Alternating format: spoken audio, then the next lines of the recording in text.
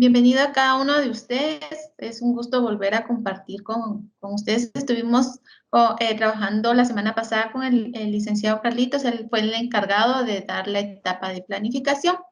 Vamos a hacer un pequeño recordatorio de las etapas de auditoría y después vamos a pasar a la quinta etapa, que es la etapa de ejecución.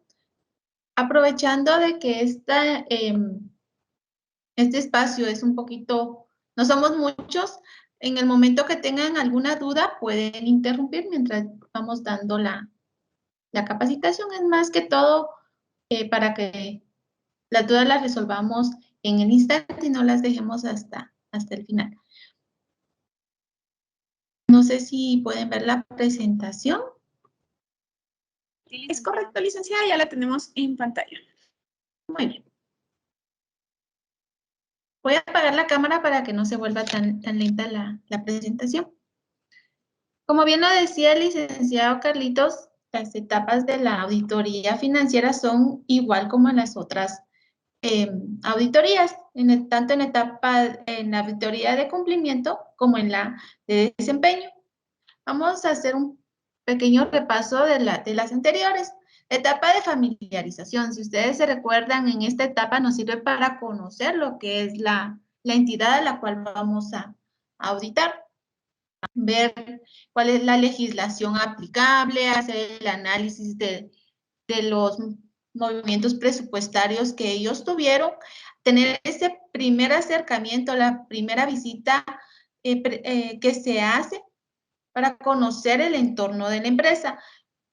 En mi experiencia, cuando hago esta visita, la primera visita a la entidad, también les pido a ellos que hagan una presentación. Yo les hago una presentación explicándoles de qué se va a tratar la auditoría, cuál es el objetivo de la auditoría, cuáles son los objetivos específicos para realizar la misma.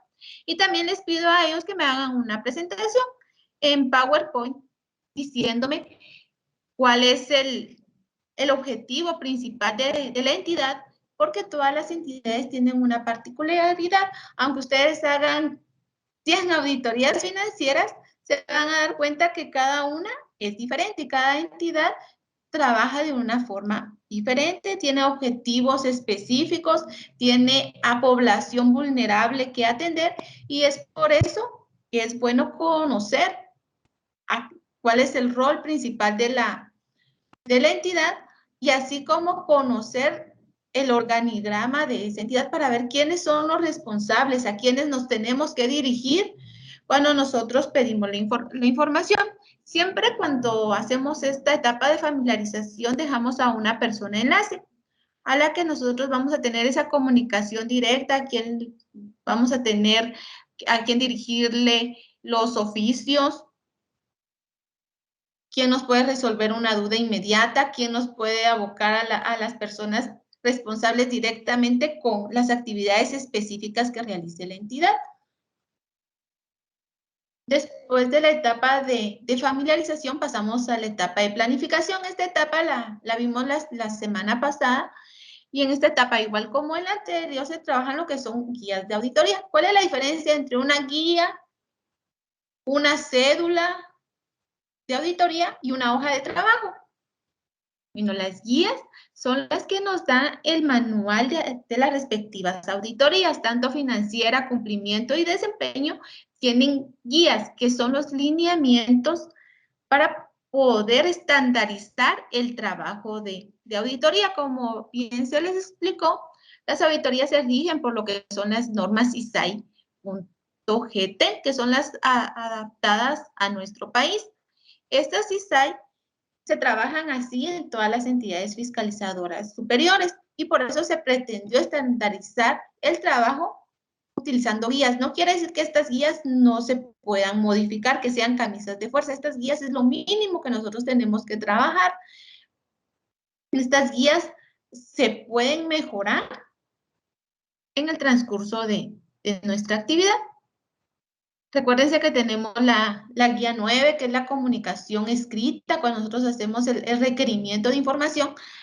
Un consejo que les doy es que cuando nosotros pidamos estos requerimientos, siempre que pidamos Pidamos lo que realmente vamos a ver en el instante. No pidamos un monto, ¿no? Que no vamos a poder ver. Vamos a trabajar viendo, salió en la muestra unos, no sé, 20 CUR. No los vamos a ver todos de una vez, todos el mismo día. Entonces, vamos trabajando y vamos dosificando esos requerimientos de información. El informe legal, como bien se les dijo, es la carta de abogado.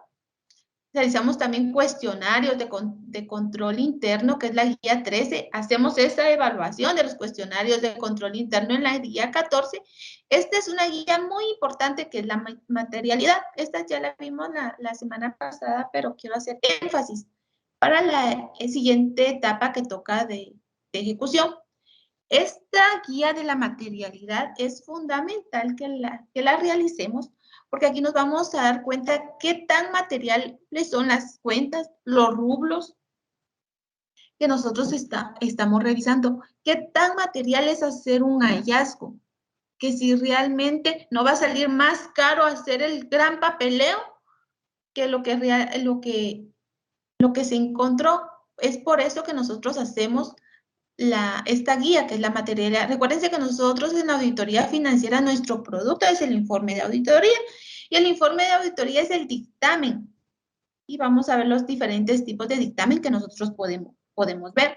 Y en el dictamen decimos, cuando hacemos el limpio, que son razonables los estados financieros. No quiere decir que están perfectos, no que dentro de los parámetros están dentro de lo aceptable. Por eso es de que hacemos la guía de materialidad y vamos a ver cuál es el error tolerable, cuál es la diferencia de auditoría para decir de que esos errorcitos que tengan la entidad son inmateriales, que no van a afectar el curso de la entidad, no van a ser relevantes y es por eso que nosotros hacemos esta guía.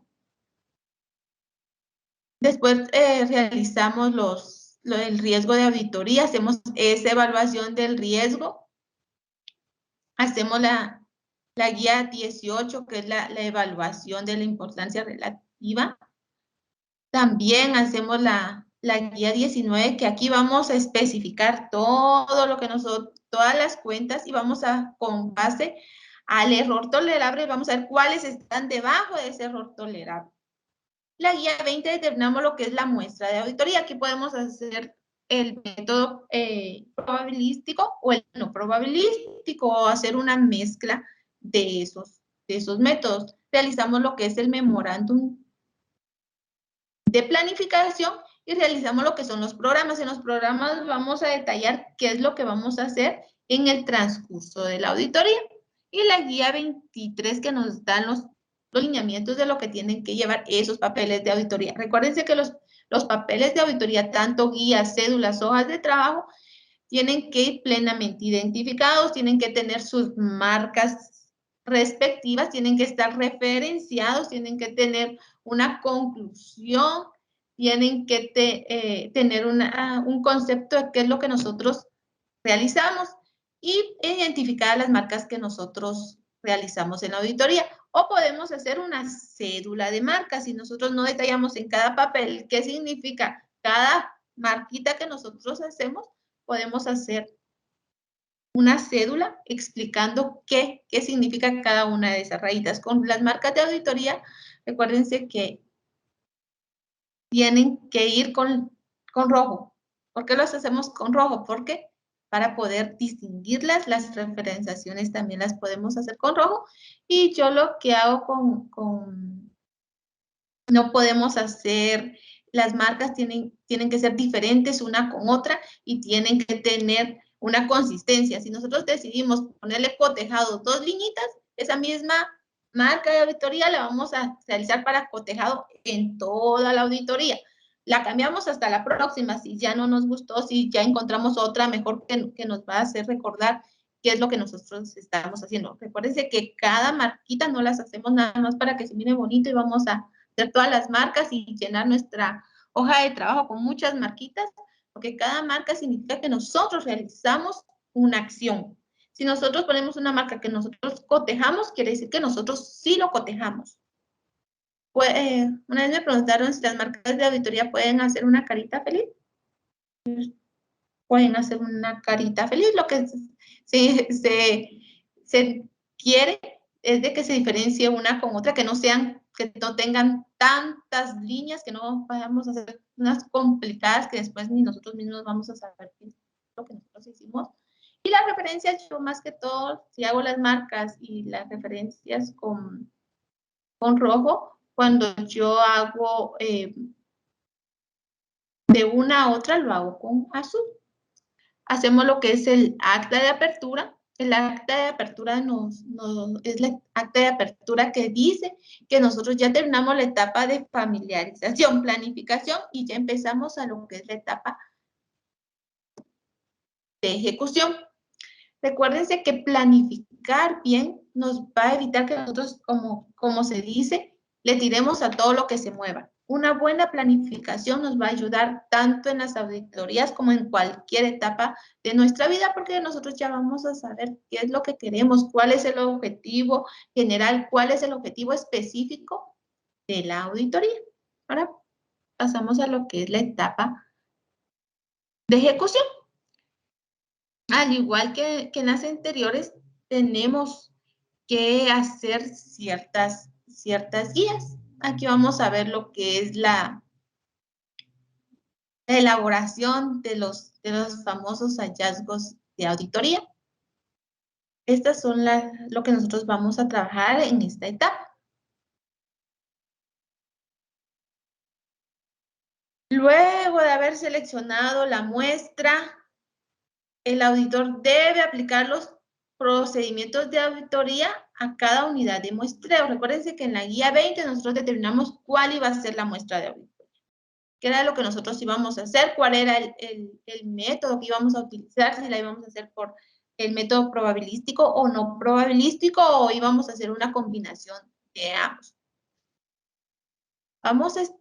Vamos a realizar la auditoría con base a esos programas. Vamos a realizar las pruebas sustantivas de acuerdo con el alcance de auditoría, que el alcance ya fue establecido en el memo de planificación, y toda esa información que nosotros tengamos lo tenemos que tener en nuestros papeles de trabajo, tanto en las cédulas como en las guías. Tenemos que tener toda esa información, y toda la información que nosotros, todo lo que nosotros trabajemos en las cédulas y guías, también lo tenemos que tener con los respaldos respectivos. Todo lo tenemos que tener documentado, lo que nosotros estemos trabajando. Según el manual nos dice que como auditores podemos requerir la asistencia de un experto para la utilización de trabajos específicos, y este experto nos tiene que dar un dictamen de lo que él realizó, y eso también va en lo que es el informe de auditoría. ¿Cuándo podemos utilizar un experto? Un experto lo utilizamos cuando, por ejemplo, vamos a ver un proyecto de carreteras, que es lo más común.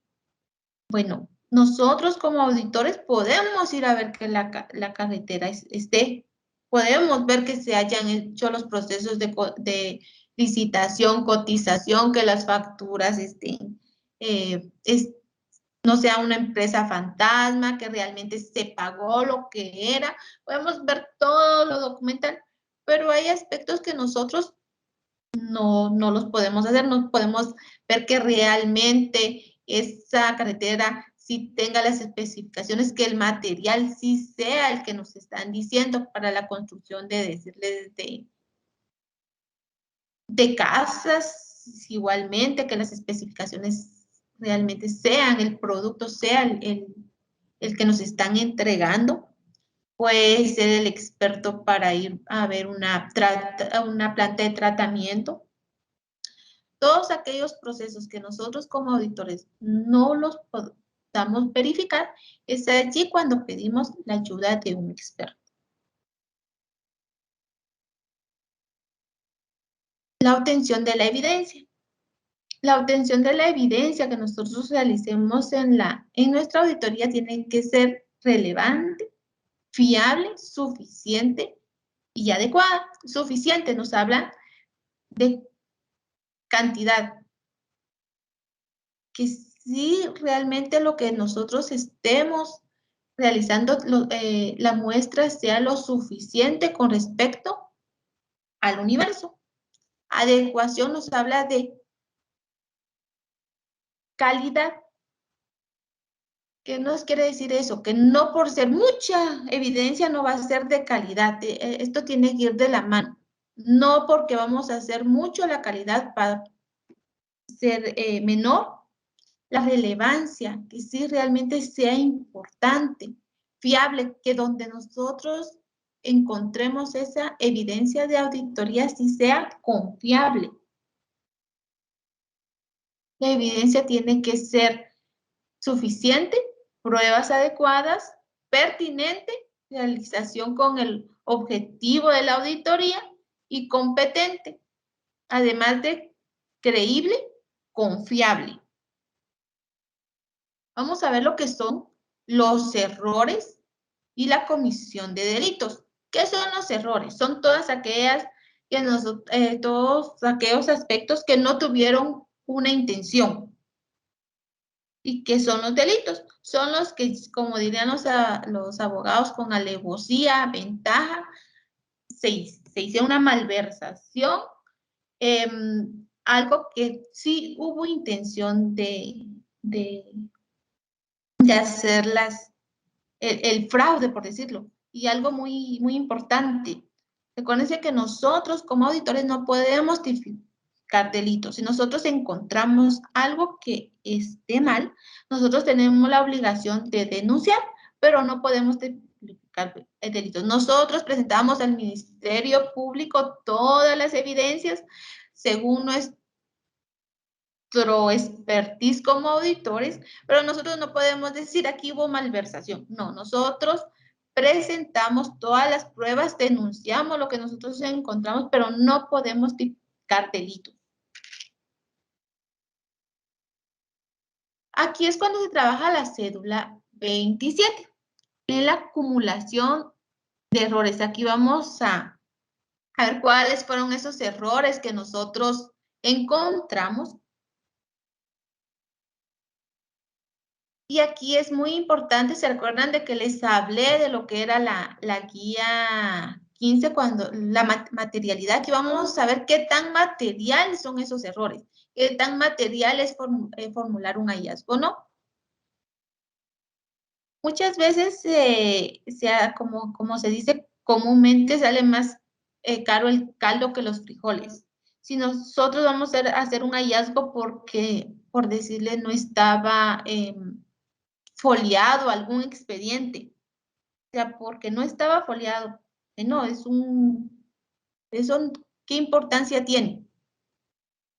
Se les dice foléelo, se les hace una nota de auditoría, se les foléelo si ustedes quieren que me lo foleen en nuestra presencia, pero no va a ser un hallazgo porque no estaba foliado. Imagínense qué tanto va a contener eso.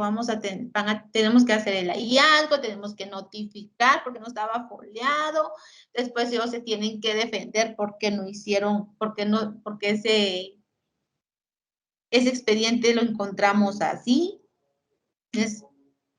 Es por eso que nosotros tenemos que ver qué errores son relevantes para hacer un hallazgo o en cuáles solo hacemos una nota de auditoría para que lo corrijan en el instante. O para que tengan un mejor control y la situación no se vuelva a dar. Aquí en el manual ustedes pueden encontrar el modelo de la guía 27 y les dan lo que es, hay un instructivo que ustedes pueden leer. La formulación de los famosos hallazgos. No porque una auditoría no se mide por el número de hallazgos. Bueno, yo soy buena auditora porque hice 20 hallazgos en una institución, pero cuando van a revisar mis hallazgos son hallazgos irrelevantes.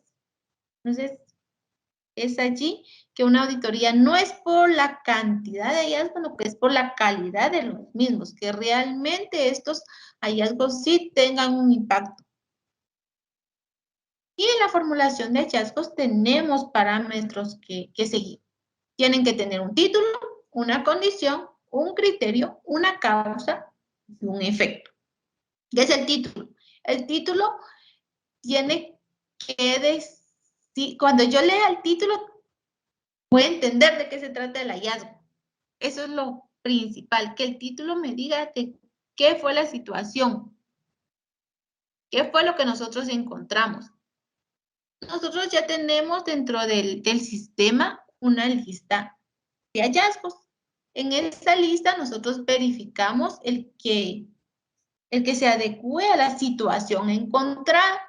Si nosotros en ninguno de esos títulos que nosotros tenemos se adecua a lo que nosotros encontramos, podemos solicitar que nos elabore un nuevo título para poder nombrar a ese hallazgo. Posible hallazgo, porque hasta que se confirmen, disculpen, se me olvidó esa parte importante, son posibles hallazgos, hasta que se confirmen después de que los responsables presenten su prueba de descargo. Nosotros las analizamos y se confirman, ya son hallazgos. Siempre vamos a estar hablando, antes de confirmados, en posibles hallazgos, se notifican y son posibles hallazgos. Estamos hablando de la formulación de esos posibles hallazgos. Una condición. La condición tiene que describir cuál fue el problema identificado, cuáles son los hechos, qué fue lo que nosotros encontramos y datos que demuestren que existe el problema. ¿Qué fue lo que sucedió? ¿Dónde? ¿Cuándo sucedió? ¿Cuánto fue el efecto? Si es que existe un efecto en ese hallazgo. Muchas veces los escriben, por decirle, al realizar la auditoría se encontró que algunas facturas no tenían autorización de pago por parte del gerente, por decirle así. Algunas facturas, allí hay un error. Tenemos que especificar cuáles fueron esas facturas. No podemos, en algunos beneficiarios se encontró de que no tenían los datos en el sistema. No, tenemos que tener esa lista de beneficiarios, explicar cuáles fueron. Si son muchos, se puede poner un anexo al hallazgo, pero no podemos poner algunos. En algunas, en unas, no, tenemos que especificar realmente qué fue lo que sucedió. El criterio. El criterio es la base legal. ¿Cuál fue la política? ¿Cuál fue la norma? ¿Cuál fue lo que en lo que ellos no cumplieron? Eso es el criterio. Recuérdense que vamos a ver la famosa triada de auditoría. ¿Cómo debería de ser? ¿Cómo está? Y la diferencia es el hallazgo. Nosotros tenemos un criterio que es cómo debe ser. La condición fue cómo lo encontramos y el hallazgo, la diferencia. ¿Cuáles fueron las causas por las que se determinó esa diferencia? ¿Cuál fue el razón, motivo por la cual se incumplieron las leyes, reglamentos, normas, políticas, manuales, etcétera? Se debe investigar, analizar y tener un juicio profesional de cuál fue la causa, el efecto. Debe mostrarse en términos cuantitativos y cualitativos el impacto de la condición. Como les decía, ¿qué tan relevante fue ese hallazgo? Y no solo es de dinero, sino que es de aspectos tanto cuantitativos como cualitativos. No siempre vamos a estar hablando de dinero, ¿no? ¿Qué esa acción pudo dar consecuencia de que la ayuda no llegue realmente a las personas que tiene que llegar, que no se esté beneficiando a las personas que se tiene que beneficiar? Entonces, nosotros tenemos que ver qué qué va a causar lo que están realizando o lo que dejaron de realizar, porque puede ser algo que dejaron de hacer o algo que hicieron. Esa es la condición y el efecto debe demostrar ese impacto cuantitativo y o cualitativo de esa condición. Acuérdense que tenemos el título, condición, criterio y causa y efecto. Esos son lo que tiene que llevar cuando nosotros formulamos nuestro hallazgo. Y hay una guía donde nosotros vamos a vaciar toda esa información. Ahora vamos a ver las acciones legales. Recuérdense que hablamos de hallazgos, que son las sanciones pecuniarias. Tenemos lo que es el informe de cargos y tenemos lo que es las denuncias penales. Las sanciones son lo que son los hallazgos, los que tienen una sanción, pero esos hallazgos se pueden convertir en informe de cargo y se pueden convertir en denuncias. Una situación encontrada, esa diferencia entre lo que es y debe de ser, puede que solo tenga una sanción o puede pasar a un informe de cargos o puede hacer que pasemos a lo que es una denuncia. Nosotros como auditores tenemos esa obligación de denunciar cuando encontremos algo que no está bien, que a nuestro juicio debe ser denunciado.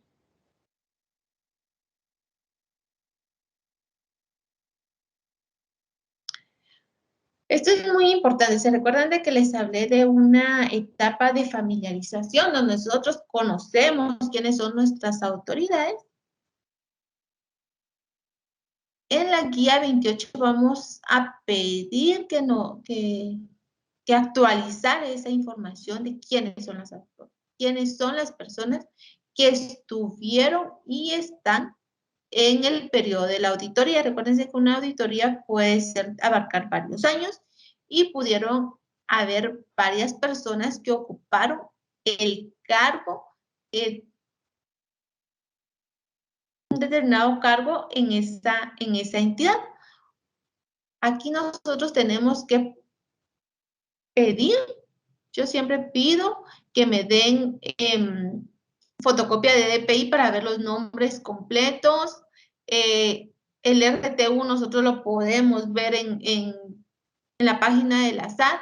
Pido que me den una copia de la planilla para poder restablecer cuál es ese sueldo que ellos tuvieron. Recuérdense que nosotros tampoco sancionamos cuando nos dicen, es que el auditor me sancionó. El auditor no sanciona, el auditor encuentra una situación, realiza el hallazgo, lo notifica, le da la oportunidad al auditado de defenderse, analiza esas pruebas y lo confirma. Nosotros solo confirmamos los hallazgos. La sanción ya la pone la institución con base a las leyes que tiene la Contraloría. Entonces nosotros tenemos que seleccionar escribir cuál es el sueldo del responsable y con base a ese sueldo es que y a la ley de la Contraloría es de que tiene la sanción, no es que nosotros lo sancionemos. Nosotros les confirmamos los hallazgos, pero nosotros no los sancionamos. Es por eso que yo siempre pido que me den copia de la planilla para establecer cuál realmente es el sueldo que está devengando el responsable de la entidad. La notificación de hallazgos. Esta notificación de hallazgos se hace el proceso de auditoría de que los auditores encuentran las situaciones conjuntamente con el coordinador del equipo. El supervisor revisa esos hallazgos y después esos hallazgos todavía pasan por una comisión de control de calidad. Ya cuando esos hallazgos ya están revisados por la comisión de control de calidad, entonces ya se notifican los hallazgos. Ahora se puede hacer ya sea en forma digital o en forma escrita la notificación donde se les indica el lugar, la fecha, la hora donde tienen que presentar sus pruebas de descargo. En la Constitución está establecido el derecho de defensa y no se les puede negar. Se notifican los hallazgos ya sea electrónico o en forma física.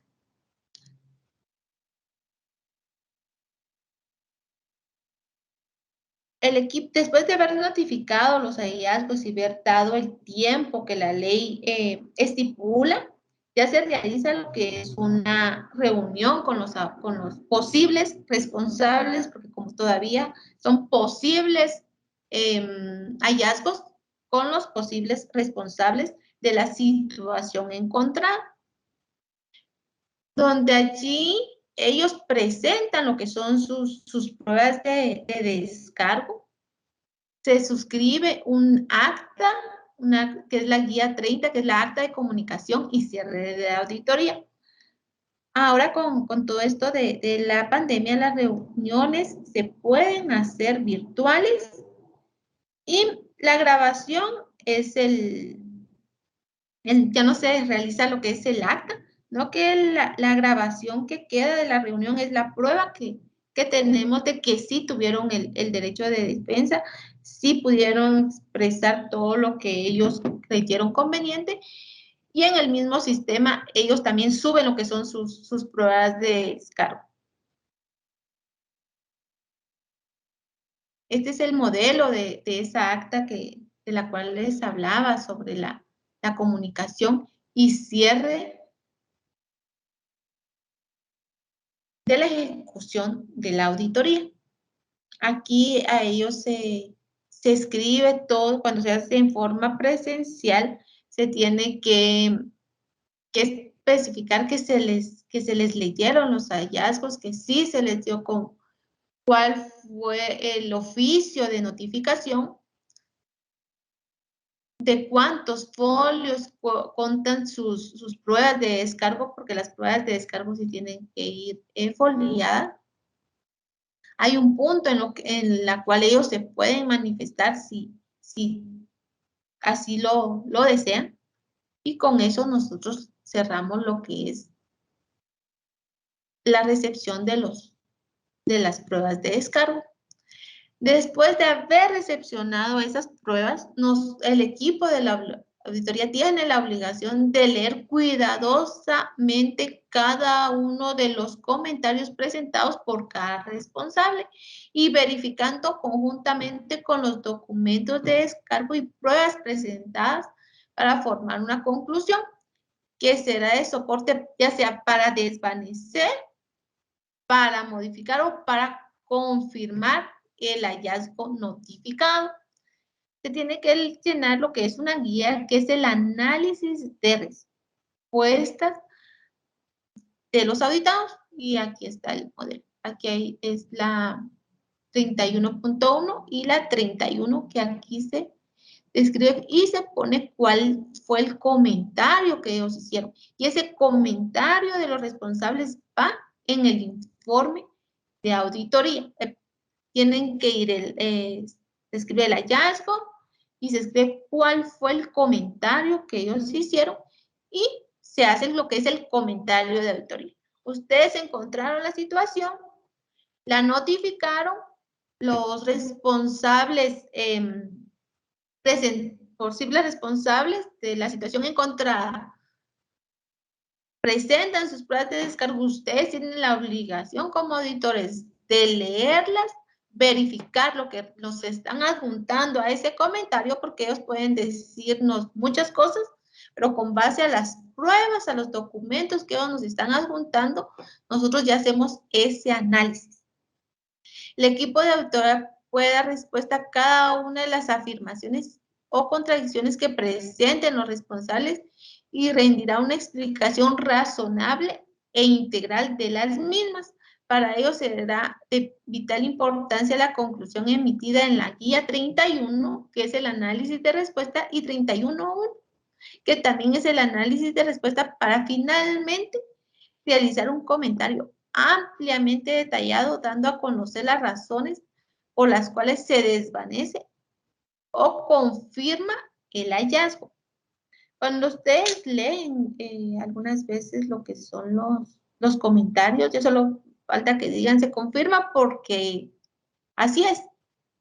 No, en los comentarios de auditoría tiene que decir cuál fue la causa, razón por la cual se está desvaneciendo, se está confirmando el hallazgo. No solo escribir las pruebas presentadas no son suficientes para desvanecer el hallazgo. No, decir por qué no son suficientes. La respuesta de los auditados se copia literalmente en lo que es el informe de auditoría. Así como ellos nos lo están diciendo, así va copiado literalmente. Pero es de que a veces cuando leemos los informes hay pedacitos como que y el equipo de auditoría no verificó que esto iba así, está mal redactado. No, lo que pasa es de que se copia literalmente. Lo que no se copia es porque a veces hay auditados que también escriben groserías, cosas que maltratando de una forma despectiva a los miembros del equipo de auditoría, entonces eso sí se quita para evitarlo. Que vayan esas cosas que no deben ir, pero de lo contrario el comentario de los responsables se copia literalmente. Va entrecomillado para hacer referencia a que es una copia literal. Y el comentario de auditoría tiene que hacer referencia a por qué se está confirmando, por qué, pero dando razones de una forma integral de por qué esa explicación debe ser razonable e integral para saber por qué se está confirmando, por qué se está desvaneciendo el hallazgo notificado. Las recomendaciones, algo muy importante. Después de haber encontrado la situación, después de haber notificado, escuchado a los auditados, después de haber confirmado el hallazgo, se tienen que dejar recomendaciones. Esas recomendaciones tienen que servir para que la situación encontrada o lo que se hizo o se dejó de hacer ya no ocurra. O si no lo hicieron, pues que lo hagan y si lo hicieron mal, pues que lo corrijan. Y tenemos esas recomendaciones, tenemos que evaluar el costo frente al beneficio. Que no salga más, que nosotros no les pidamos que hagan cosas que realmente la institución no puede hacer, que no está en sus manos modificarlo, o que va a salir demasiado caro. Por eso es que algunos auditados dicen, no, mejor lo que me está pidiendo el auditor, mejor pago la sanción y siempre lo están sancionando por lo mismo, porque las recomendaciones no son viables. Hay que escuchar también esos criterios que tienen los responsables para poder mejorar esa situación. Orientar las acciones hasta eliminar las causas del problema, fortalecer los controles existentes, aumentando la eficiencia y la seguridad. A eso deben ir encaminadas esas recomendaciones, a aumentar esta eficiencia, esa seguridad, esa eficacia de las entidades. Orientar la unificación de criterios de operaciones y control. Cubrir todos los aspectos del cambio propuesto, tomar en cuenta los criterios vertidos por los responsables del área examinada, porque recuérdense que todos aprendemos de todos y a veces ellos tienen otra forma de corregir esa acción.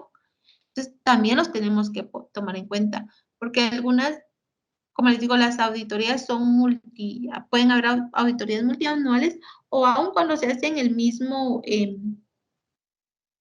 año, de que, por decirles, el gerente ya no es el mismo o acaba de ingresar, entonces tenían un gerente de enero a octubre, de enero a noviembre, que fue el que realmente cometió el error o el que no dejó de hacer, pero el nuevo gerente tiene una idea mejor para subsanar esa recomendación, es bueno también escucharlo.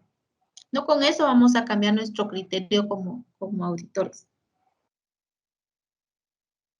La carta de representación. Después de haber terminado nuestra etapa de ejecución, pedimos lo que es una declaración escrita por medio de la autoridad correspondiente de la entidad auditada. para reconocer que ha puesto a disposición del equipo de auditoría la información requerida, así como la comunicación de cualquier hecho significativo ocurrido durante el periodo bajo examen y hasta la fecha de terminar el trabajo. Recuérdense que hay hechos posteriores, entonces esta carta nos sirve para nosotros tener de que la entidad, en el momento que nosotros realizamos la auditoría, nos presentó toda la documentación y también nos informó de cualquier hecho ocurrido. Ya lo que pase después,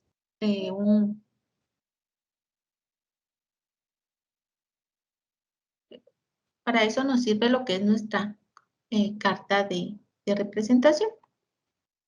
Este es el modelo que nosotros trabajamos y este va dirigido a lo que es el supervisor y coordinador del equipo de auditoría y lo firma la máxima autoridad de la entidad que nosotros estemos auditando. La documentación de auditoría, los papeles utilizados en la etapa de ejecución de la auditoría, como cualquier otra etapa, deben estar debidamente firmados por las personas que intervinieron en el proceso. Asimismo, aprobados por el supervisor del equipo de auditoría, y para la revisión y aprobación se utilizará la guía 34, que es el control de la calidad de ejecución. Además, el equipo de auditoría realizará el resumen de las horas hombres utilizadas en la etapa de ejecución, para lo que se utilizará la guía 35, que ahí hacemos el resumen de cuánto tiempo fue lo que nos llevó a hacer la auditoría, y estas son las guías que nosotros utilizamos.